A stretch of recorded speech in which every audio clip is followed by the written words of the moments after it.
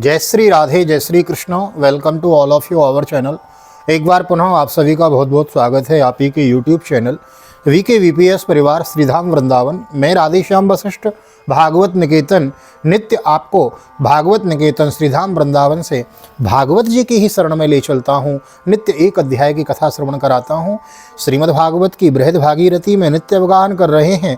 बड़ भागी हैं हम आप लोग, इसलिए नए आए हैं। चैनल को सब्सक्राइब कर लीजिए, बेल आइकन को प्रेस कर दीजिए। आइए मेरे साथ गोविंद नाम गुनगुनाइए।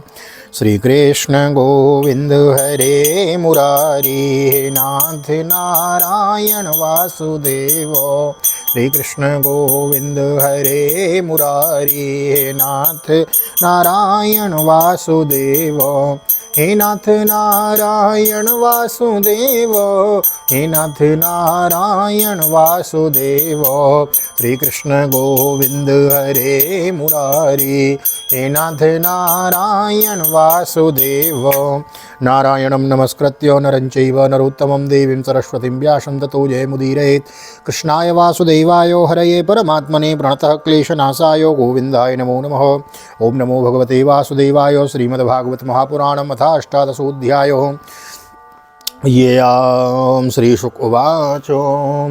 यतिर्ययाति संयातिरायतिर्वियति कृति षड्मेन सुस्यासेन्द्रियाणि वदेहिनो। राज्यं नेक्षद्यति पित्रा दत्तं तत्परिणामवेति यत्र प्रविष्ट पुरुषो आत्मानं नावबुध्यते। पितरिभ्रंसते स्थानादिन्द्राण्यां दर्शनाद् विजयी प्रापिते जगरत्वं वै यातिरवन्नृप। चतुस्रश्वादिशदिक्षो भ्रातन् भ्राताय वीयस कृतदारो जोगोपौर्वीं कावश्य वृषपर्वणः। श्री सुखदेव जी कहते हैं, परीक्षित जैसे शरीरधारियों के 6 इंद्रियां होती हैं, वैसे ही न उसके 6 पुत्र थे। उनके नाम थे यति, ययाति, संयाति, आयति, वियति और कृति। नहुस अपने बड़े पुत्र यति को राज्य देना चाहते थे, परंतु उसने स्वीकार नहीं किया, क्योंकि वह राज्य पाने का परिणाम जानता था। राज्य एक ऐसी वस्तु है जो उसके दाव पेच और प्रबंध आदि के भीतर प्रवेश कर जाता है। वह अपने आत्मस्वरूप को नहीं समझ सकता। जब इंद्रपत्नी शची से सहवास करने की चेष्टा करने के कारण नहुस को ब्राह्मणों ने इंद्रपद से गिरा दिया तब और अजगर बना दिया, तब राजा के पद पर ययाति बैठे। ययाति ने अपने 4 छोटे भाइयों को 4 दिशाओं में नियुक्त कर दिया और स्वयं शुक्राचार्य की पुत्री देवयानी और दैत्यराज बृहस्पति की पुत्री शर्मिष्ठा को पत्नी के रूप में स्वीकार करके पृथ्वी की रक्षा करने लगा। राजोवाच ब्रह्मर्षिर्भगवान काव्यो छत्रबंधुश्च नाहुसो राजन्य विप्रयोग अस्मात् विवाह प्रतिलोमकः। राजा परीक्षित ने पूछा, भगवान शुक्राचार्य जी तो ब्राह्मण थे और ययाति क्षत्रिय, फिर ब्राह्मण कन्या और क्षत्रिय वर का प्रतिलोम उल्टा विवाह कैसे हुआ? श्री शुकोवाचो एकदा दानवेन्द्रस्य शर्मिष्ठा नाम कन्यका सखी सहस्र संयुक्ता गुरुपुत्रा च भामिनी देवयान्या पुरोदयाने पुष्पितद्रुम संकुलैव्यचरत् कलगीताली नलिनी पुलिने बलः ताजाल शयमासाद्यः कन्या कमललोचनः तीरे नस्योदकूलानि विजगनु सिंचतीर्मितः। श्री सुखदेव जी ने कहा, राजन दानवराज बृहस्पति की एक बड़ी माननीय कन्या थी, उसका नाम था शर्मिष्ठा। वह एक दिन अपनी गुरुपुत्री देवयानी और हजारों सखियों के साथ अपनी राजधानी के श्रेष्ठ उद्यान में टहल रही थी। उस उद्यान में सुंदर सुंदर पुष्पों से लदे हुए अनेकों वृक्ष थे। उसमें एक बड़ा ही सुंदर सरोवर था। सरोवर में कमल खिले हुए थे और उन पर बड़े ही मधुर स्वर से भौरे गुंजार कर रहे थे। उसकी ध्वनि से सरोवर का तट गूंज रहा था। जलाशय के पास पहुंचने पर उन सुंदरी कन्याओं ने अपने अपने वस्त्र तो घाट पर रख दिए और उस तालाब में प्रवेश करके वे एक दूसरे पर जल उलीच उलीच कर क्रीड़ा करने लगी हैं। वीक्ष व्रजंतम गिरीशं सह दिव्यावरसस्थितं सह सोत्तीर्यवासांसि पर्यधुर्व्रीडितां स्त्रियः शर्मिष्ठा जानति वासो गुरुपुत्रा समव्यतः स्वीयं मत्वा प्रकुपिता देवयानीदमब्रवीत्। अहो निरीक्ष्य तामस्या दस्या कर्मय सम्प्रताम् अस्मद्धार्य धृतवती सुनीव हरिरद्वरीयेरिदं तपसा सृष्टं मुखं पुंसां वरस्य ये धार्यते ये रेह ज्योतिषुभः पन्थाश्च दर्शितो यान् वदन्त्यो नवतिष्ठान्ते लोकनाथः सुरेश्वरः भगवानपि विश्वात्मा पावनः श्रीनिकेतनः। उसी समय उधर से पार्वती जी के साथ बैल पर चढ़े हुए भगवान शंकर आने के लिए उनको देखकर सबकी सब कन्याएं सुखा गईं और उन्होंने झटपट सरोवर से निकलकर अपने अपने वस्त्र पहन लिए। शीघ्रता के कारण शर्मिष्ठा ने अनजान में देवयानी के वस्त्रों को अपना समझकर पहन लिया। इस पर देवयानी क्रोध के मारे आग बबूला हो गई। उसने कहा, अरे देखो तो सही, इस दासी ने कितना अनुचित काम कर डाला। राम राम जैसे कुतिया यज्ञ का भविष्य उठा ले जाए, वैसे ही इसने मेरे वस्त्र पहन लिए हैं। जिन ब्राह्मणों ने अपने तपोबल से इस संसार की सृष्टि की है, जो परम पुरुष परमात्मा के मुख रूप हैं, जो अपने हृदय में निरंतर ज्योतिर्मय परमात्मा को धारण किए रहते हैं और जिन्होंने संपूर्ण प्राणियों के कल्याण के लिए वैदिक मार्ग का निर्देश किया है। बड़े बड़े लोकपाल तथा देवराज इंद्र ब्रह्मा आदि भी जिनके चरणों की वंदना और सेवा करते हैं। और तो क्या लक्ष्मी जी के एकमात्र आश्रय परम पावन विश्वात्मा भगवान भी जिनकी वंदना और स्तुति करते हैं। उन्हीं ब्राह्मणों में हम सबसे श्रेष्ठ भृगुवंशी हैं और इसका पिता प्रथम तो असुर है, वह फिर हमारा शिष्य है। इस पर भी इस दुष्टा ने जैसे शूद्र वेद पढ़ ले उसी तरह हमारे कपड़ों को पहन लिया है।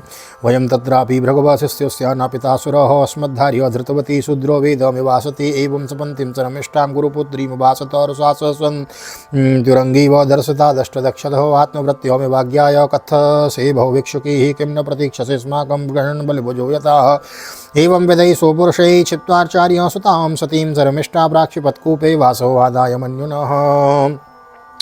जब देवयानी इस प्रकार गाली देने लगी तब शर्मिष्ठा क्रोध से तिलमिला उठी। वह छूट खाई हुई नागिन के समान लंबी सांस लेने लगी। उसने अपने दांतों से होठ दबाकर कहा, विकारिन तू इतना भयग्रही है, तूने कुछ अपनी बात का भी पता तुझे कुछ अपनी बात का भी पता है। जैसे कोई और कुत्ते हमारे दरवाजे पर रोटी के टुकड़ों के लिए प्रतीक्षा करते हैं, वैसे ही क्या तुम भी हमारे घरों की ओर नहीं ताकती रहती हैं। शर्मिष्ठा ने इस प्रकार बड़ी कड़ी बात कहकर गुरुपुत्री देवयानी का तिरस्कार किया और क्रोधभर उसके वस्त्र छीनकर उसे कुएं में ढकेल दिया। तस्यां गतायां सुग्रहं ययातिर्मृगयां चरण प्राप्तो यदृक्षया कूपे जलार्थिं तां तदर्शः दत्त्वा स्वामुत्तरं वासस्तस्यै राजा विवाससे गृहीत्वा पाणिना पाणिमुज्जहार दयापरो तं वीरमाहुसनसि प्रेम निर्भरया गिरा राजस्त्वया गृहीतो मे पाणिः परपुरञ्जयो हस्तग्राहो परो मा भूद्गृहीता यास्त्वया हि मे एषै सकृतो वीरसम्बन्धो नो न पौरुषः यविदं कृपलग्नायाः कूपलग्नायां भवतो दर्शनं मम न ब्रह्मणो मे भविता हस्तग्राह्यो महाभुजो कवचस्य वारस्पत्यस्य सापाद्यमशपम पुरा। शर्मिष्ठा के चले जाने के बाद संयोगवश शिकार खेलते हुए राजा ययाति उधर आ निकले। उन्हें जल की आवश्यकता थी, इसलिए कुएं में पड़ी हुई देवयानी को उन्होंने देख लिया। उस समय वह वस्त्रहीन थी, इसलिए उन्होंने अपना दुपट्टा उसे दे दिया और दया करके अपने हाथ से उसका हाथ पकड़कर उसे बाहर निकाल लिया। देवयानी ने प्रेम भरी वाणी से वीर ययाति से कहा, वीर शिरोमणि राजन, आज आपने मेरा हाथ पकड़ा है। अब जब आपने मेरा हाथ पकड़ लिया तब कोई दूसरा ऐसे न पकड़े। वीर श्रेष्ठ कुएं में गिर जाने पर मुझे जो आपका अचानक दर्शन हुआ है अब भगवान का ही किया हुआ संबंध समझना चाहिए। इसमें हम लोगों को या और किसी को मनुष्य की कोई चेष्टा नहीं है। वीर श्रेष्ठ, पहले मैंने बृहस्पति के पुत्र कुछ को शाप दे दिया था, इस पर उसने मुझे भी शाप दिया था। इसी कारण ब्राह्मण मेरा पाणी ग्रह नहीं कर सकता। ययाति को शास्त्र प्रतिकूल होने के कारण यह संबंध अभिष्ट तो न था, परंतु उन्होंने देखा कि प्रारब्ध स्वयं ही मुझे यह उपहार दिया है और मेरा मन भी इसकी ओर खिंच रहा है, इसलिए ययाति ने उसकी बात मान ली। ययातिरा विप्रेतम देवो भवतमात्मनो मनसो तद्गतं बुद्ध्वा प्रतिजग्राह तद्वचो गते राजा निशावीरे तत्र स्मरोति पितु निवेदयत् ततः सर्वमुक्तो शर्मिष्ठया कृतं सर्वमुक्तं शर्मिष्ठया कृतं।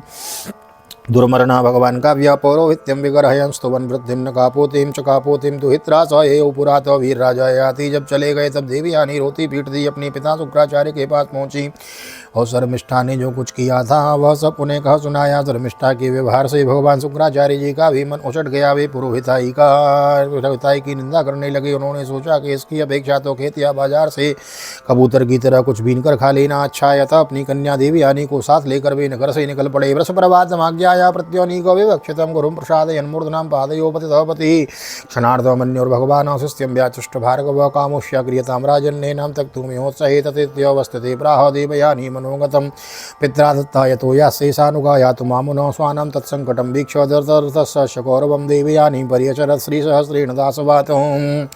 जब वृषपर्वा को यह मालूम हुआ तो उनके मन में यह शंका हुई कि गुरुजी कहीं शत्रुओं की जीत न करा दें अथवा मुझे साप न दे दें। अतः वे उनको प्रसन्न करने के लिए पीछे पीछे गए और रास्ते में उनके चरणों में सिर के बल गिर गए। भगवान शुक्राचार्य जी का क्रोध तो आधे एक क्षण का था। उन्होंने वृषपर्वा से कहा, राजन, मैं अपनी पुत्री देवयानी को नहीं छोड़ सकता, इसलिए इसकी जो इच्छा हो तुम पूरी कर दो, फिर मुझे लौट चलने में कोई आपत्ति न होगी। अब वृषपर्वा ठीक है कहकर उनकी आज्ञा स्वीकार कर ली। तब देवयानी ने अपने मन की बात कही। उसने कहा, पिताजी मुझे जिस किसी को दे दें और मैं जहाँ कहाँ जाऊँ, मैं जहाँ कहीं जाऊँ, शर्मिष्ठा अपनी सहेलियों के साथ मेरी सेवा के लिए वहीं चले। नाहुसाया सुतां दत्वा सह शर्मिष्ठयोषणाः तमाह राजरसी शर्मिष्ठा माधास्तल्पे न करे चेत् विलोक्य पोषणसिं राजन् शर्मिष्ठा सुव्रजं क्वचेत् तमेव वव्रे रहसि सख्यापति मृतौ सती राजपुत्रार्थितोपत्ते धर्मं चावेक्ष्य धर्मभिः स्मरन् शुक्रवचः काले दिष्टमिवाप्युपद्यतोऽहम् यदुचोतुर्वशुं चैव देवयानी विजायतो ध्रुयूचानुं च पूर्वं च शर्मिष्ठा वार्षपर्वणि गर्भसम्भवमासुर्यां भर्तुर्विज्ञायमानिनी देवयानी पितुर्गेहं ये क्रोधविमूर्छितः। शर्मिष्ठा ने अपने परिवार के लोगों का संकट और उनके इस कार्य का गौरव देखकर ये देवयानी की बात स्वीकार कर ली। वो अपनी 1000 सहेलियों के साथ दासी के समान उनकी सेवा करने लगी। शुक्राचार्य जी ने देवयानी का विवाह राजा ययाति के साथ कर दिया। शर्मिष्ठा को दासी के रूप में देखकर उनसे कह दिया, राजन इसकी अपनी सेज पर कभी न आने देना। परीक्षित कुछ ही दिनों के बाद देवयानी पुत्रवती हो गई। उसको पुत्रवती देखकर एक दिन शर्मिष्ठा ने भी अपने ऋतुकाल में देवयानी के पति ययाति से एकांत में सहवास की याचना की। शर्मिष्ठा की पुत्र के लिए प्रार्थना धर्म संगत है, यह देखकर धर्मज्ञ राजा ययाति ने शुक्राचार्य की बात याद रहने पर भी यही निश्चय किया कि समय पर प्रारब्ध के अनुसार जो होना होगा हो जाएगा। देवयानी के 2 पुत्र हुए और यदु और तुर्वसु तथा वृषपर्वा की पुत्री शर्मिष्ठा के 3 पुत्र हुए, द्रुयु, अनु और पुरु। जब सम्माननी देवयानी को यह मालूम हुआ कि शर्मिष्ठा को भी मेरे पति के द्वारा ही गर्भ रहा था, तब वह क्रोध से बेशुद्ध होकर अपने पिता के घर चली गई।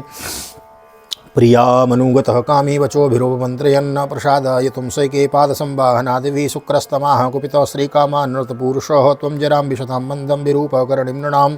कामी ययाति ने मीठी मीठी बातें अरुणे विनय और चरण दबानी आदि के द्वारा देवयानी को मनाने की चेष्टा की। उसके पीछे पीछे वहाँ तक गए भी, परंतु मना ना सके। शुक्राचार्य जी ने भी क्रोध में भरकर ययाति से कहा, तू अत्यंत स्त्री लंपट मंद बुद्धि और झूठा है, जा तेरे शरीर में वह बुढ़ापा आ जाए जो मनुष्यों को कुरूप कर देता है। यातिरोवाच अतृप्तोस्मद्यो कामानां ब्रह्मन् दुहितरः स्मतेः व्यस्त्यायां यथा कामं वयसां यो विधास्यति यदि लब्धो व्यवस्थाना पुत्रं ज्येष्ठमभूचयत् यतो यदो तात प्रतीक्षे मां जरां देहि निजं वयो मातामह कृतां वत्स न तृप्तो विषये स्वं वयसा भवदीये न रस्ये कतिपया समः। ययाति ने कहा, ब्रह्मन् आपकी पुत्री के साथ विवाह भोग करते करते अभी मेरी तृप्ति नहीं हुई है, इस हिसाब से तो आपकी पुत्री का भी अनिष्ट ही है।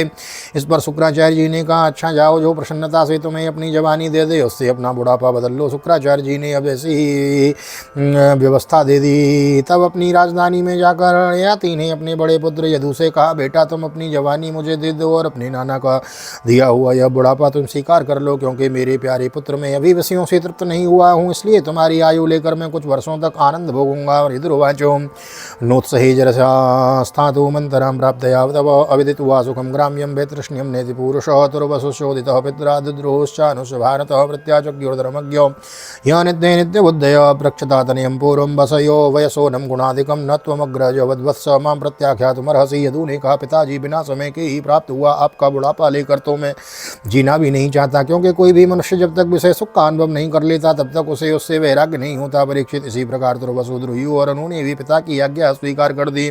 सच पूछो तो उन पुत्रों को धर्म का तत्व मालूम नहीं था, वे इस नित्य शरीर को ही नित्य मान बैठे थे। अब ययाति ने अवस्था में सबसे छोटे किंतु गुणों में बड़े अपने पुत्र पुरु को बुलाकर कहा, बेटा अपने बड़े भाइयों के समान तुम्हें तो मेरी बात नहीं टालनी चाहिए। पुरुर्वाच कौन लोके मनुष्येन्द्र पितुरात्मा कृत अपमान प्रतीकर तुम क्षयो क्षमो यस्य प्रसादाद विन्दते परम। पुरु ने कहा, पिताजी पिता की कृपा से मनुष्य को परम पद की प्राप्ति हो सकती है। वास्तव में पुत्र का शरीर पिता का ही दिया हुआ है। ऐसी अवस्था में ऐसा कौन है जो इस संसार में पिता के उपकारों का बदला चुका सके। उत्तमाश्चिंतयेतं कुर्यात् प्रोक्तकारी तुम मध्यमः दमो श्रद्धया कुर्यादि कर्तुच्चरितं पितुः इति प्रमुदितः पुरु प्रत्यग्रहणोज्जरां पितुः सोऽपि तद्वयसा कामान् यथा वञ्जुजुषे नृपः सप्तदीपवती सम्यक् पितृवत् पालयन् प्रजा यथोपजो संविषयान् जुषेव्याः तेन्द्रिय देवयान्यप्यो निधनं मनोवेगवाग्देह वस्तुभिः प्रियश वरमां प्रीतिमुवाह प्रियसीरः। उत्तम पुत्र तो वह है जो पिता की मन की बात को बिना कहे ही कर दे। कहने पर श्रद्धा के साथ आज्ञा पालन करने वाले पुत्र को मध्यम कहते हैं, और जो आज्ञा प्राप्त होने पर भी श्रद्धा से उसका पालन करे वह अधम पुत्र है। जो किसी प्रकार की पिता की आज्ञा का पालन नहीं करता उसको तो पुत्र कहना ही भूल है, वह तो पिता का मलमूत्र ही है। परीक्षित इस प्रकार कहकर पुरु ने बड़े आनंद से अपने पिता का बुढ़ापा स्वीकार कर लिया। राजा ययाति भी उसकी जवानी लेकर पूर्ववत विषयों का सेवन करने लगे। वे 7 द्वीपों के क्षत्र सम्राट थे। पिता के समय पिता के समान भली भांति प्रजा का पालन करते थे। उनकी इंद्रियों में पूरी शक्ति थी और वे यथावसर यथा प्राप्त विषयों का यथेच्छ उपभोग करते थे। देवयानी उनकी प्रियतमा पत्नी थी। वह अपने प्रियतम ययाति को अपने मन, वाणी, शरीर और वस्तुओं के द्वारा दिन दिन और भी प्रसन्न करने लगी और एकांत में सुख देने लगी। राजा ययाति समस्त वेदों के प्रतिपाद्य सर्वदेव स्वरूप यज्ञ पुरुष भगवान श्री हरि का बहुत ही बड़ी बड़ी दक्षिणा वाले यज्ञों से यजन किया करते थे। अजय यज्ञ पुरुषम कृतभिर्भूरि दक्षिणे सर्वदेवमयं देवं सर्ववेदमयं हरिं यस्मिन्नदं विरचितं व्योम्नीव जलदालवलिः नानेव भाति नाभाति स्वप्नमायामनूरतः तमेव हृदि विन्यस्य वासुदेवं गुहाशयं नारायणो मणीयांसं निरासीर यजत प्रभुः एवं वर्षसहस्राणि मनः षष्टिर्मनः सुखं विदधानोपि नात्र पियत सार्वभौमो कतीन्द्रियैः। जैसे आकाश में दल के दल बादल दिखते हैं और फिर कहीं कभी नहीं भी दिखते, वैसे ही परमात्मा के स्वरूप में यह जगत स्वप्न, माया और मनोरथ के समान कल्पित है। यह कभी अनेक नाम और रूपों से रूप में प्रतीत होता है और कभी नहीं भी।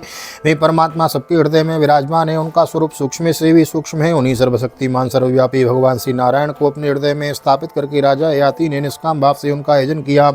इस प्रकार 1000 वर्ष तक उन्होंने अपनी उच्छृंखल इंद्रियों के साथ मन को जोड़कर उसके प्रिय विषयों को भोगा, परंतु इतने पर भी चक्रवर्ती सम्राट ययाति की भोग से तृप्ति न हो सकी। स्वस्थ श्रीमद्भागवते महापुराणे पारमहंस्यां संहितायां नवम स्कन्धे अष्टादशोत्सव श्री बालकृष्णचरणार्पणमस्तु।